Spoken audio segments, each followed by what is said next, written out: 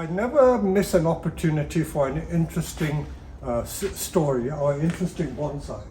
I have here David, one of our YouTube followers, and he's brought a couple of oak trees to repot, and I thought it would be too good a chance to miss not to talk about it, because if you look at this tree, it's a massive tree. It must be every bit over a meter tall, and the trunk is pretty thick, at least 4 or 5 inches at the base in the nearby here. And David was telling me the history of this. So did you say it's about at least 30 years old? At least 30 years, yeah. Grown in your uncle's garden? In Slough. Started its life as an acorn in a garden in Slough, and my uncle moved out, and then I had to have it because it was about this tall then. Oh, is that all? And when you dug it up, how thick was the trunk? Probably like my finger. Oh, is that all? Yeah. Okay. And then I put it in a pot, and I lived in Old Windsor with it for at least 8 years, 9 years, and then we've had it at our house, pots. Okay. for the So last how long 25 has years. it been put in a bonsai pot?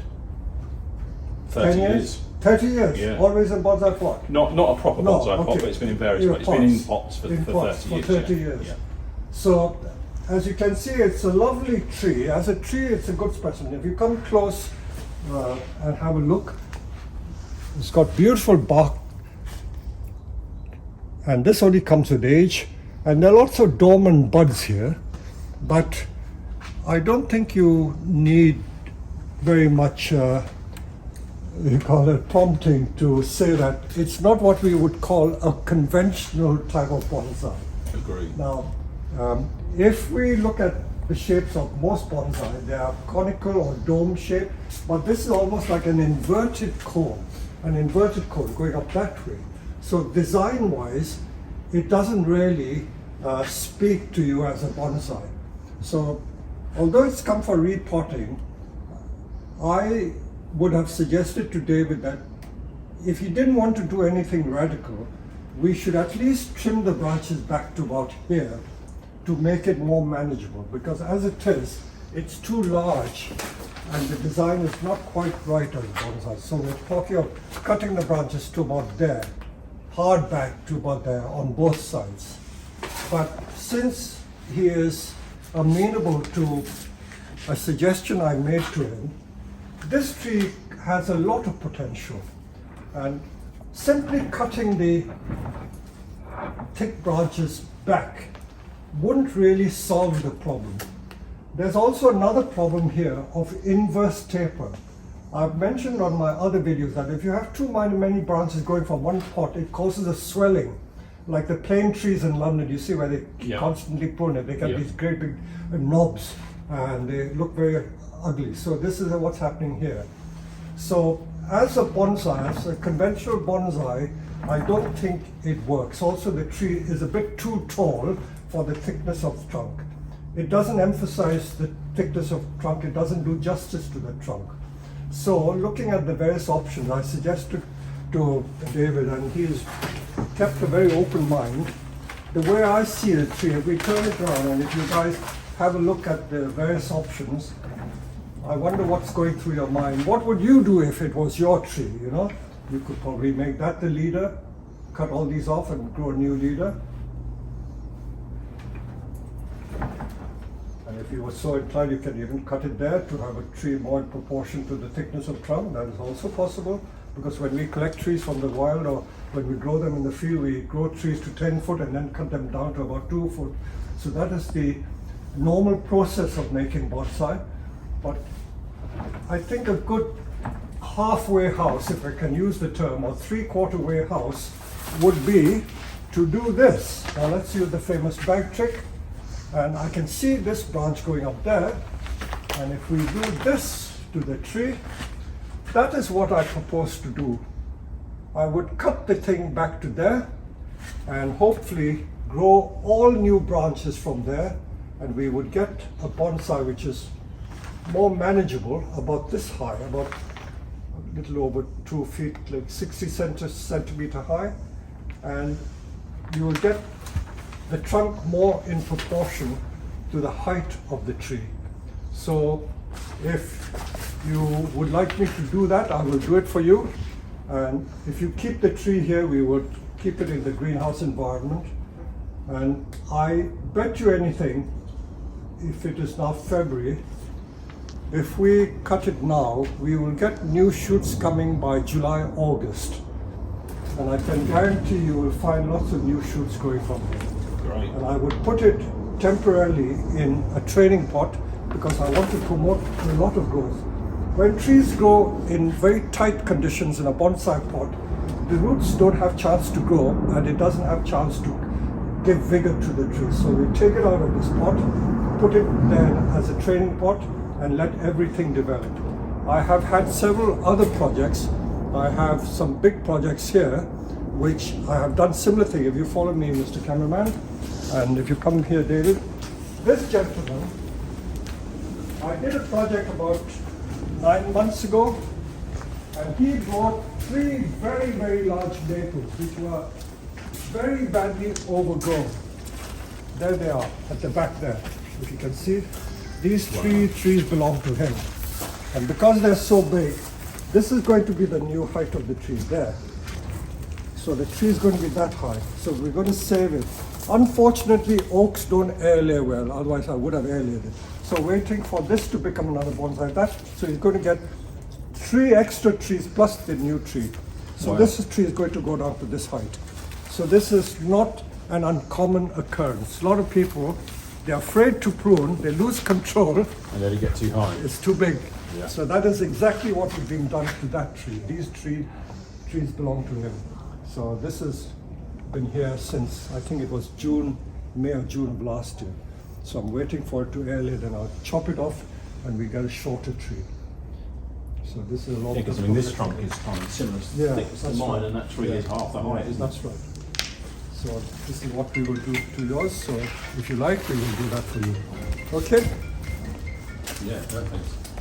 So you can visualize the tree much shorter. Yeah, But definitely. then Yeah. it will emphasize the character of the trunk. So there we go. Exciting times ahead. Yeah.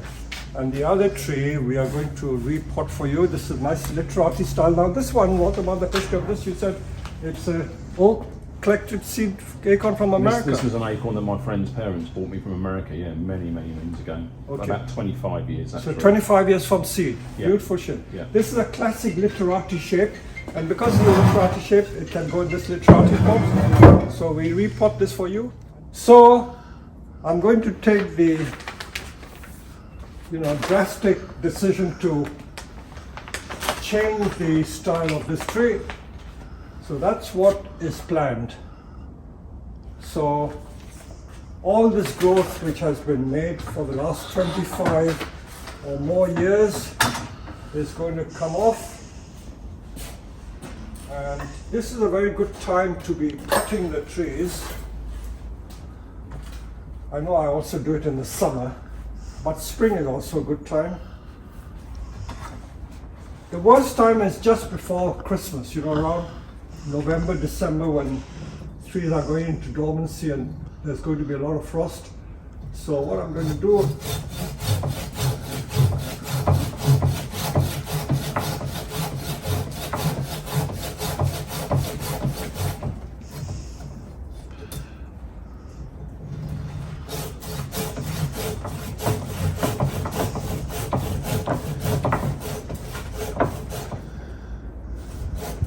as in life, sometimes you have to take radical decisions.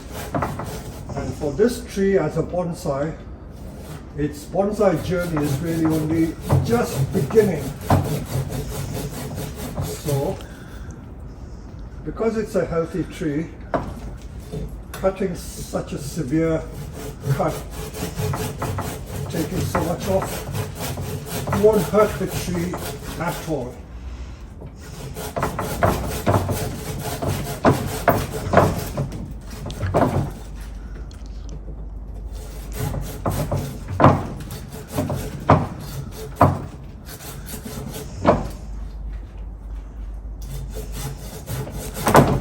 There you go.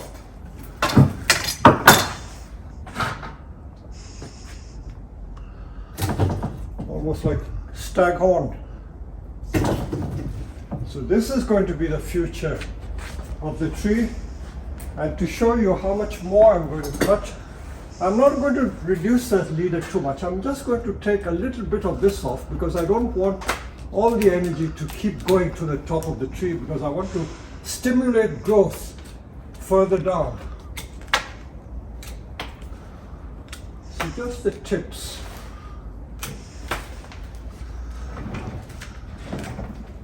I will clean the cuts and probably also seal it.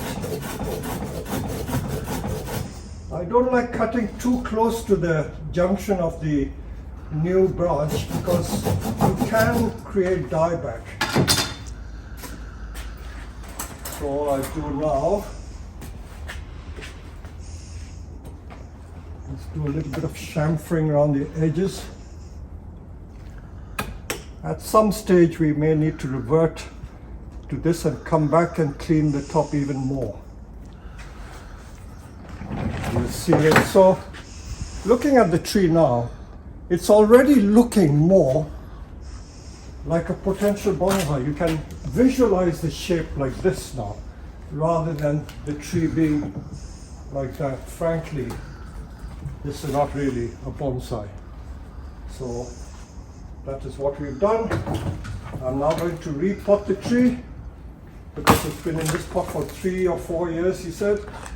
Not repot it, I'm going to put it in a large micro pot, and we've just got to let the tree grow unchecked, and it's going to encourage new shoots. He's keeping the tree here for possibly a year, and I'm going to follow the progress of this tree so you can see what is going to happen to this tree over the coming years. So this is going to be a very, very interesting project.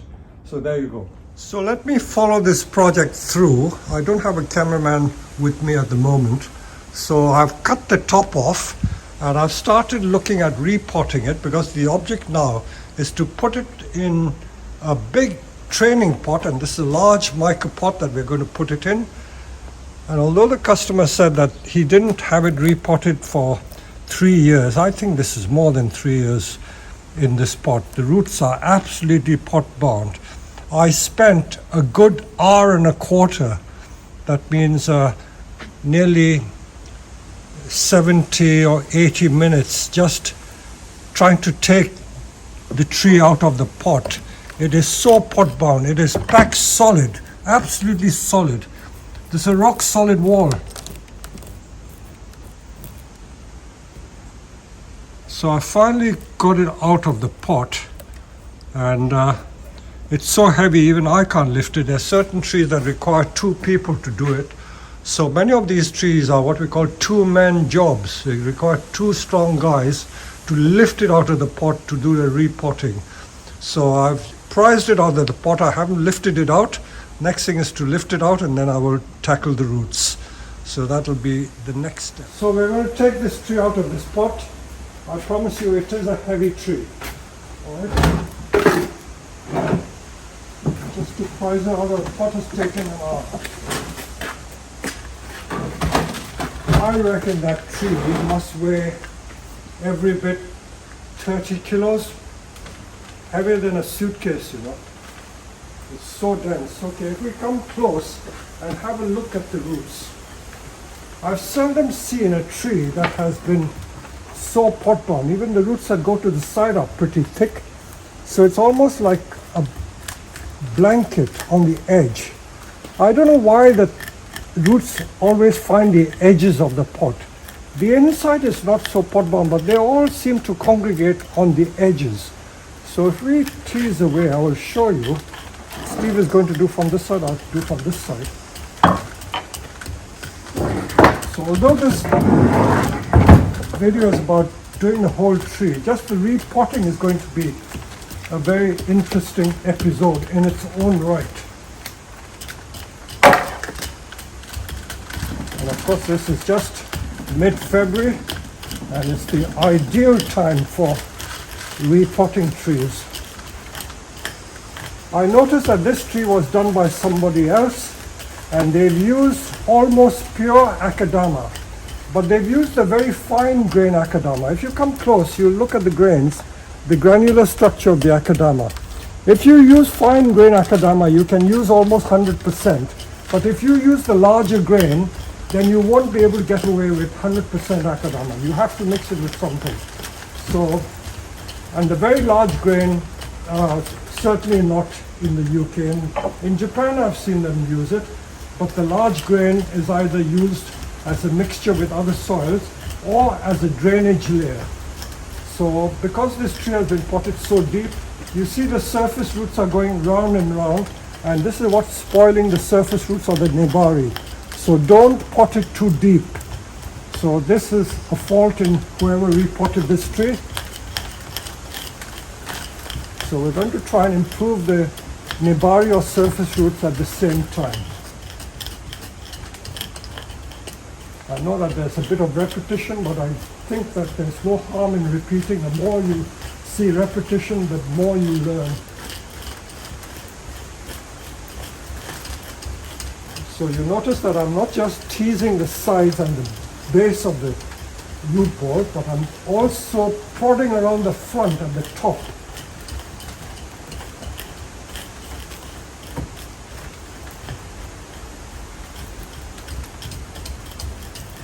A tree like this to repot could take 2 men easily about 2 to 3 hours. So 6 man-hours to do this tree. You work out how much that costs. A lot of man-hours goes into it. It's okay if you can do it yourself, but if you want professionals to do it, this is what takes time. Now, let me just show you, if you come close, this is what I'm looking for. Roots like that coming from the center of the trunk. These are the radial roots. That is what I want to find, and that is what I want to show. Show the roots gripping into the soil. So this was potted far too deep. Now there's a beautiful flare there that's all hidden away.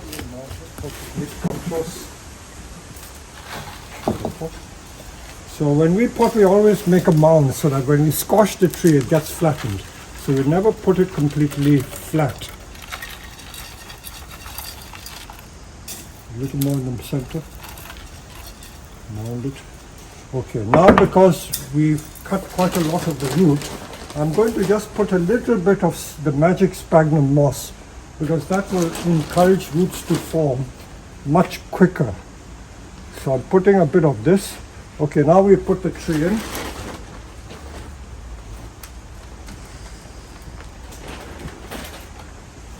Perfect size pot. Okay, perfect. Don't squash anything. Okay, now we just fill the soil.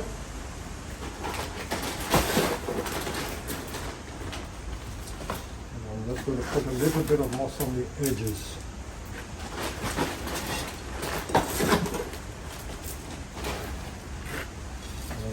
See how we're doing this. And there. And now you can see the root flare.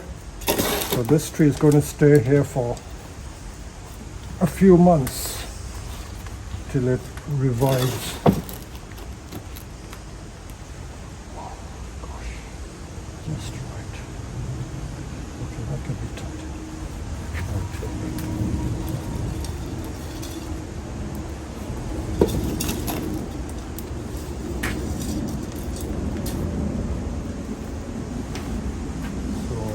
Fingers are as good as chopstick.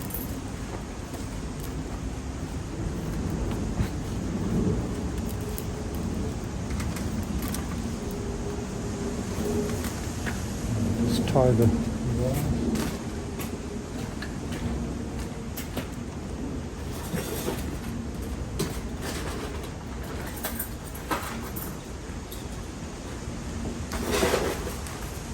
okay, that's enough. That's good. Is the gin plant in it? Yeah.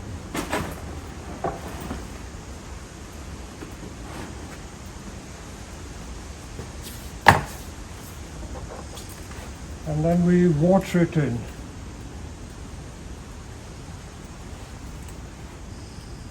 So this greenhouse, the temperature is always like from maybe 1 or 2 degrees centigrade to a maximum of 5 in the winter. So this is the temperature which will encourage a lot of new growth. So as I said, we're going to follow the progress of this tree right through the year to see what's happening. So that's the tree starting its new journey.